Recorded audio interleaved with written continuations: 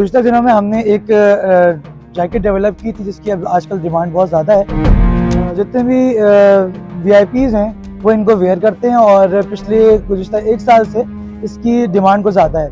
इसकी जो प्रोटेक्शन है वो टीटी बुलेट और 9mm बुलेट की है और ये मिनिमम 5 मीटर मैक्सिमम आप कितने में चले जाएँ उसमें मीटर प्रोटेक्शन दे देता है आराम से। ऑल्दो इसकी जो रॉ मटेरियल है वो है लेकिन पूरा ये मेड इन पाकिस्तान है। इसका जो फैब्रिक है वो बिल्कुल ही यूजुअल जो कॉमन बहुत ज़्यादा जो आजकल वेस्ट कोट में फैब्रिक यूज़ किया तो बिल्कुल उसी का बनाया गया, बटन बिल्कुल वैसे यूज़ किया गया है। इसकी लेंथ वगैरह भी हमने इतनी रखी है कि बंदे को बैठने में, उठने में, चलने फिरने में बिल्कुल भी महसूस ना हो कि उसने ऐसे कोई प्रोटेक्शन की चीज़ कोई पहनी हुई है।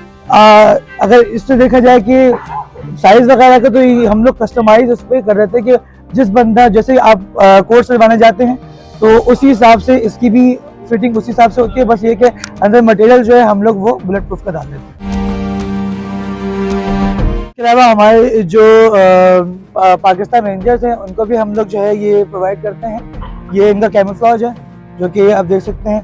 इनको भी हमने काफ़ी सप्लाई किए। अंदर पहना जाता है जैसे कि आपकी वेस्ट होती है अंदर उसके लिए पहना जाता है। ये भी हम स्पेशल वीआईपी पर्सनल्स को जो है ना वो डिस्ट्रीब्यूट करते हैं। इसकी भी प्रोटेक्शन सेम प्रोटेक्शन है जो इसकी, लेकिन ये वो आउटर बॉडी में पहना जाता है, ये अंदर पहना जाता है। इसके ऊपर आप कुछ भी पहन लेंगे तो आपको पता नहीं चलेगा कि इसके अंदर आपने कोई प्रोटेक्शन मटेरियल पहना हुआ है।